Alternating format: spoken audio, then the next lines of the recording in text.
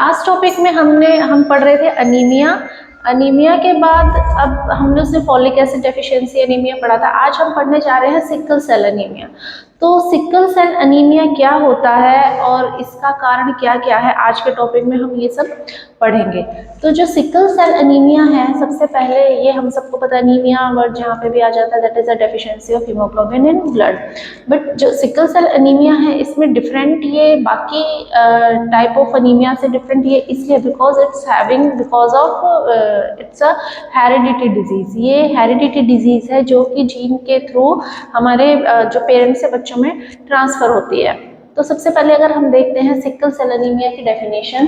Sickle cell anaemia और sickle cell disease, इसको sickle cell disease भी हम कह सकते हैं, is a genetic disease of RBC. ये क्या है, जो रेड ब्लड सेल्स है उनकी वो एक उसमें डिफेक्ट जो है वो एक जेनेटिक प्रॉब्लम की वजह से है। Normally RBCs are shape like disc. जो आरबीसी की शेप है, जनरली हमने क्या देखा है, जो आरबीसी की शेप है वो शेप होती है हमारी इस तरीके की। तो जनरली हमारी normally RBCs are shaped like this and which gives them flexibility, जिसकी वजह से ये क्या है, ये आरबीसी क्या रहती है हमारी फ्लेक्सिबल रहेगी, फ्लेक्सिबल रहेगी, ये इसमें लचीलापन रहेगा because of its shape. Travel through even the small blood vessels, जो भी हमारी स्मॉल ब्लड वेसल्स और आर्टरीज है उसमें से इजीली फ्लेक्सिबल होके ये पास आउट हो सकते हैं, उसमें से इजीली सर्कुलेट कर सकती है इन आर्टरीज और blood vessels even small. Then sickle cell anemia RBCs are sickle shaped, mean shape like सरसेट। अगर इन सिकल सेल अनीमिया क्या होगा, उसमें क्या होगा, जो आरबीसी की शेप होगी हमारी वो हमारी बन जाएगी कुछ इस तरीके से सरसन, जैसे चांद होता है ना, आधा चांद जो हम देखते हैं वो कुछ इस शेप का होता है। तो सरसेंट शेप लाइक की बन जाएगी which makes them sticky and rigid. वो क्या कर देता है, ये क्या है, ये रिजिड फॉर्म में रहेगी, इसमें फ्लेक्सिबिलिटी बिल्कुल भी नहीं रहेगी और रिजिड फॉर्म में रहेगी, मतलब एक तरीके स्टिक, मतलब स्टबन जिद्दी टाइप की। वो ना तो मूव ऑन कर पाएगी किसी भी आर्टरी और उसमें वेसल्स में, जिससे कि trapped in blood vessels, prone हो जाएगी और ट्रैप्ड इन ब्लड वेसल, जो उसमें चिपक जाएगी, फंस जाएगी, ट्रैप हो जाएगी, जो स्मॉल वेसल्स होंगे, जो स्मॉल ब्लड आर्टरीज होगी।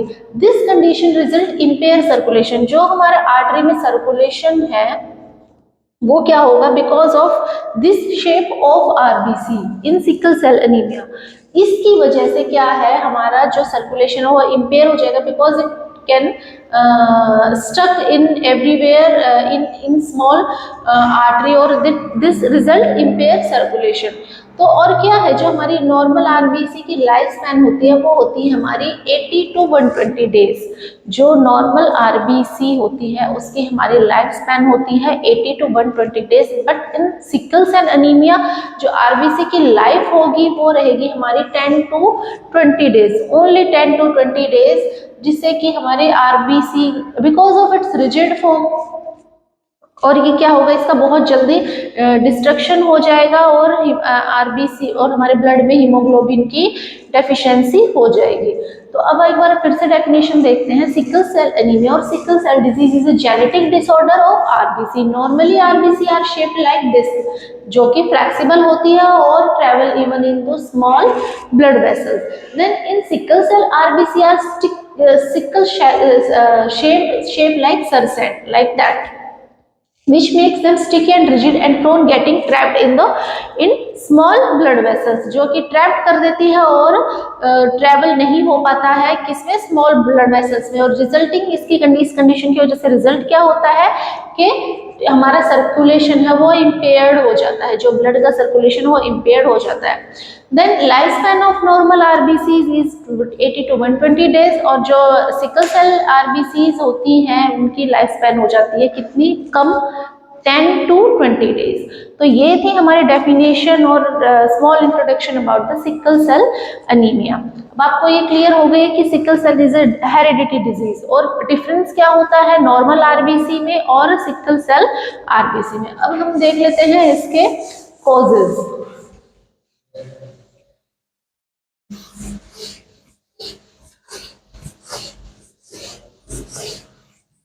अब अगर हम RBC, इसमें कॉजेज में इसकी बात करते हैं तो मैं बता चुकी हूँ, it's a heredity disease. People who have disease inherited 2 copies, sickle cell anaemia जो होगा जिसमें 2 कॉपीज जाएंगी सिकल सेल की, सिकल सेल जीन की, जिसमें 2 कॉपीज जाएगी, कंफर्मली सिकल सेल अनीमिया उसी में होगा। सिकल सेल अनीमिया किन में होगा? Who is getting 2 copies of sickle cell gene, 2 copies of sickle cell genes, confirmly sickle cell anaemia उसी में होगा। 2 जीन जो हमारे मदर और फादर में से अगर एक में हमारा नॉर्मल दोनों का अगर जीन, दोनों में अगर सिकल सेल अनीमिया और दोनों का ही जीन जो बच्चे में ट्रांसफर, वो दोनों जीन ही सिकल सेल अनीमिया वाले हैं, तो श्योरली 100%ली baby getting sickle cell anaemia. अब दूसरी देख लेते हैं, अगर सिकल सेल जीन में subnormal haemoglobin sickle cell trait, अगर एक HB, एक हमारी नॉर्मल सेल चला गया है और एक हमारा जो सिकल सेल अनीमिया वाला चला गया है, दैट वो क्या बन जाएगा? Trait, sickle cell trait, that's called sickle cell trait. Sickle cell trait, तो सिकल सेल ट्रेट क्या है? In person heredity 1 copy of sickle gene would not have sickle cell anaemia. अगर जिसमें ओनली 1 कॉपी गई है, मैंने आपको पहले ही बताया कि 2 कॉपीज होनी चाहिए सिकल सेल अनीमिया के लिए, होनी चाहिए हमारी 2 कॉपीज सिकल सेल अनीमिया।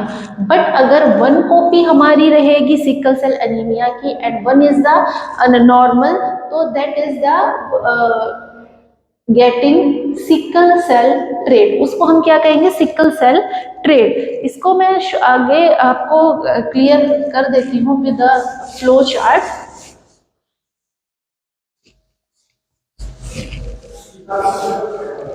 इसमें क्या है कि person with sickle cell trait have no symptom, जिसमें अगर एक कॉपी सिकल सेल की जाएगी जो सिकल सेल ट्रेड का पर्सन होगा, जिसमें 1 कॉपी नॉर्मल है और 1 कॉपी है हमारे सिकल सेल ट्रेड की, तो पर्सन की जो लाइफ होगी वो बिल्कुल नॉर्मली रहेगी, उसमें वो उसको कोई सिम्टम क्रिएट नहीं होंगे इन देयर लाइफ।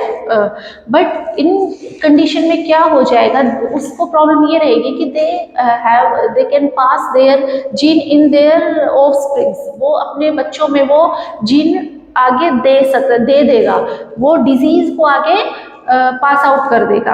देन इसमें लाइफ स्पेंड करने में तो कोई इशू नहीं रहता है, किसमें? इन सिकल सेल ट्रेड में। इसका क्या रहेगा मैं आपको बता देती हूँ, जैसे फादर एंड मदर, ये हमारे फादर एंड मदर में हमारे सेल है, ये हमारा नॉर्मल सेल है, सिकल सेल है, 2 जीन हो गए, normal cell, sickle cell. Then normal cells अगर हमारे ए में मिलता है, दैट इज नॉर्मल। फादर में से एक जीन गया है और मदर में से एक जीन गया है, A is normal. S is the sickle cell trait, got it?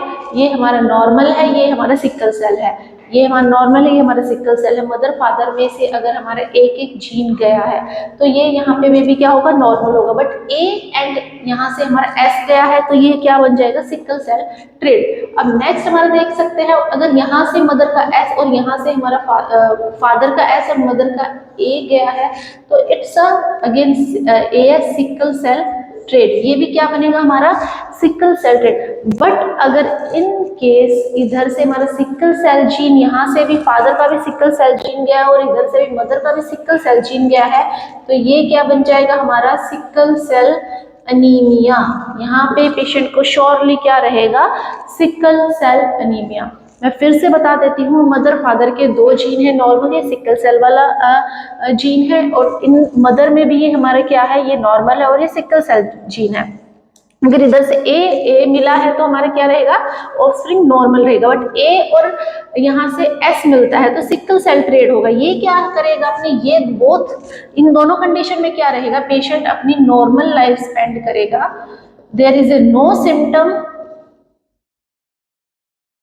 but they pass their disease, to their offsprings, they pass their disease to their offspring. और यहाँ पे तो 100% श्योर क्या है, पेशेंट को क्या रहेगा, सिकल सेल एनीमिया ही रहेगा। तो ये था हमारा एक छोटा सा फ्लो चार्ट। होप सो इसके थ्रू आप सब लोगों को क्लियर हो गया होगा कि what is sickle cell anaemia और सिकल सेल ट्रेट। अब हम इसमें नेक्स्ट देख लेते हैं इसकी पैथोफिजियोलॉजी। इसकी पैथोफिजियोलॉजी में क्या है कि अगर हमारा पेशेंट में अगर सिकल सेल ट्रेट चला गया है तो that is a different thing due to aetiological factor.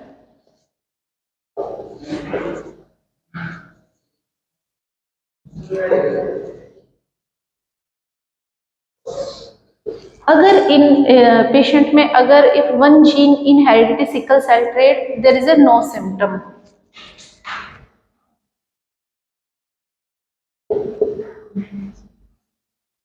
Sickle cell trait there is a no symptom,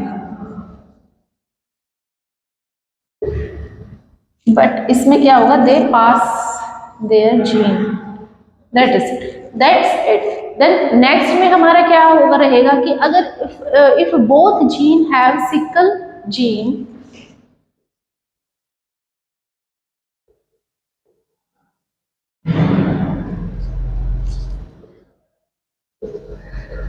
इस कंडीशन में क्या रहेगा, अगर दोनों ही सिकल सेल जीन है, person have sickle cell Hb, तो क्या रहेगा, पर्सन को सिकल सेल एचबी रहेगा, सिकल एचबी एस। इसको क्या हम कौन सा बोलते हैं, हीमोग्लोबिन एस, मतलब कि उसके क्या है एचबी में उसके आरबीसी कैसे हैं, सिकल शेप के हैं। एचबी कौन से हैं हमारे, सिकल शेप के। तो ये क्या करेगा, जो इसमें रहेगा हमारा सिकल सेल एचबी रहेगा वो स्टिक हो जाएगा, किसमें चिपक जाएगा, आरबीसी में स्टिक्स,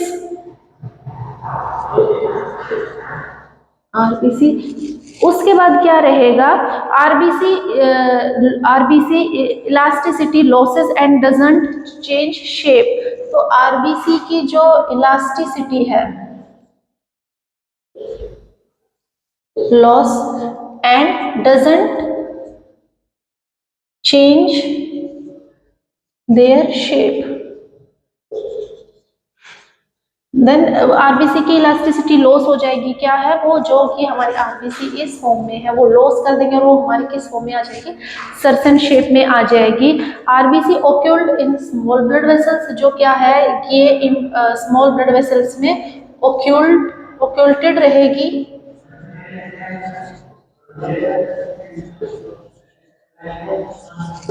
ओक्यूल्टेड होने के बाद, जब जो हमारे स्मॉल ब्लड वेसल्स में हमारी जो ओक्यूल्टेड होने के बाद destruction of sickle cell RBCs and destruction of sickle cell RBC, जिससे कि जो मैंने बताया कि 10 to 20 डेज में इनका डिस्ट्रक्शन हो जाता है because of their shape, and sickle cell anaemia patient को रहता है, रिजल्टिंग सिकल सेल एनीमिया। तो ये थी इसकी पैथोफिजियोलॉजी। अब इसके क्लिनिकल मैनिफेस्टेशन में हम देख लेते हैं, क्लिनिकल मैनिफेस्टेशन इसके क्या रहेंगे।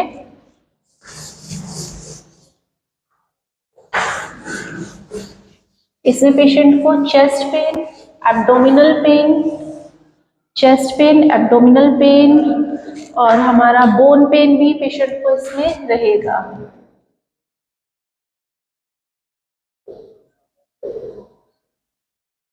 Chest pain,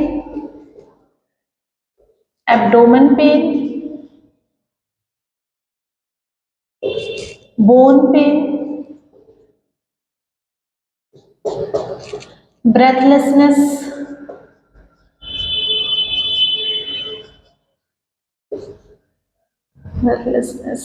डिस्पीनिया। देन इसमें पेशेंट को हमारा डिलेड ग्रोथ रहेगी, जो पेशेंट की जो नॉर्मल माइलस्टोन है वो बच्चा सॉरी जो माइलस्टोन है नॉर्मली वो गेन नहीं कर पाएगा, जो क्या रहेगा पेशेंट में डिलेड ग्रोथ। प्रॉपरली ग्रोथ नहीं हो पाएगी पेशेंट की। जॉन्डिस भी पेशेंट में रहेगा।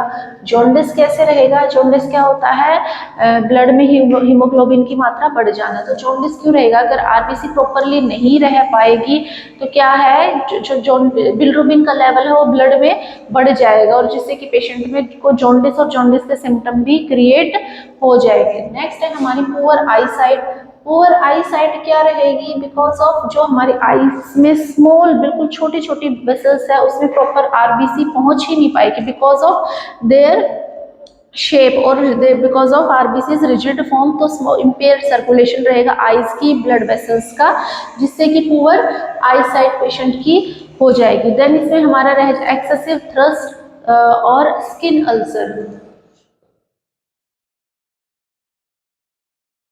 एक्सेसिव थ्रस्ट और स्किन अल्सर, तो ये सब हमारे क्या रहेंगे? क्लिनिकल मैनिफेस्टेशन रहेंगे इन सिकल सेल अनीमिया। क्या क्या है हमारा इसमें? चेस्ट पेन पेशेंट को रहेगा, abdomen pain, bone pain, breathlessness, dyspnoea, delayed growth रहेगी, jaundice, poor eye sight, excessive thirst और स्किन अल्सर। अब इसमें डायग्नोस्टिक इवैल्यूएशन में हम देख लेते हैं।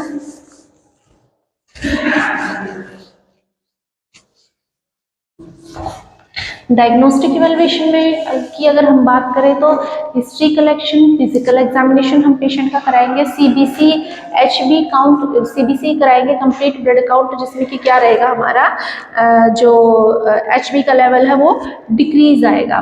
तो history collection, CBC, HB count decrease और इन्हीं कुछ टेस्ट के थ्रू हम डायग्नोस कर सकते हैं।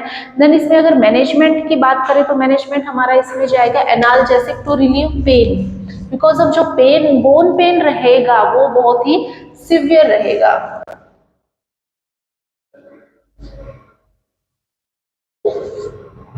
तो एनाल्जेसिक इसमें हम देंगे for pain relieving. Then another इसमें हम जा सकते हैं हम antibiotics give prophylactic to treat infection like penicillin. Antibiotic में हम जा सकते हैं पेनिसिलिन पे। एंटीबायोटिक के अलावा हम जाएंगे इसमें ब्लड ट्रांसफ्यूजन भी हम इसमें कर सकते हैं। अगर पेशेंट का मतलब इसमें ब्लड ट्रांसफ्यूजन भी हमें करना ही पड़ेगा। जो ब्रेथलेसनेस है, पेशेंट को डिस्पीनिया हो रहा है, उसको ट्रीट करने के हम पेशेंट को देंगे oxygen therapy because of breathlessness, to treat breathlessness and dyspnoea. उसके बाद हम large amount of IV fluid भी हमें पेशेंट को देना पड़ेगा। देन डायलिसिस और किडनी ट्रांसप्लांट भी हम जाएंगे। अगर पेशेंट को किडनी डिजीज है तो किडनी ट्रांसप्लांट भी हमें करना पड़ेगा in kidney disease. Then next हमारा आ जाएगा इसमें सर्जरी फॉर आई प्रॉब्लम। जो आईज में आई साइड है या आई की जो प्रॉब्लम हो रही है उसको हम सर्जरी के थ्रू रिलीव कर सकते हैं। हमारा नेक्स्ट आ जाएगा वुंड केयर और सर्जरी फॉर लेग अल्सर। जो अल्सर, स्किन अल्सर मैंने बताया था सिम्टम्स में आता है, उसको ट्रीट करने के लिए हम सर्जरी और वुंड केयर कर सकते हैं। तो ये थे हमारे management about sickle cell anaemia. इसमें हमारा क्या क्या रहेगा? Analgesic for relieving pain, antibiotics देंगे, हम ब्लड ट्रांसफ्यूजन करेंगे, ऑक्सीजन थेरेपी देंगे, किडनी ट्रांसप्लांट करेंगे, आई साइट के लिए हम सर्जरी के लिए आई साइट को प्रॉपर रखने के लिए माइनर सर्जरी हम कर सकते हैं, और वुंड केयर देंगे या सर्जरी करेंगे फॉर द फुट अल्सर और लेग अल्सर। तो ये था मैनेजमेंट। होप सो आप सब लोगों को हमारा सिकल सेल एनीमिया समझ में आ गया होगा। सिकल सेल एनीमिया एक हेरिडिटी डिजीज है और इसमें जो है हमारे आरबीसी की जो शेप है वो चेंज हो जाती है, जो कि जिसकी वजह से वो फ्लेक्सिबल ना हो के वो एक रिजिड फॉर्म में हो जाती है, और इसकी लाइफ स्पैन घट जाती है 120 डेज से ये आ जाता है हमारे 10 से 20 दिन, जिससे आरबीसी का डिस्ट्रक्शन बहुत जल्दी हो जाता है। तो ये हमारा मैंने ये बताया आज sickle cell anaemia. Hope so आप सब लोगों को समझ में आ गया होगा। Thank you very much. इस वीडियो को लाइक करें, हमारे चैनल को सब्सक्राइब कर बेल आइकन जरूर प्रेस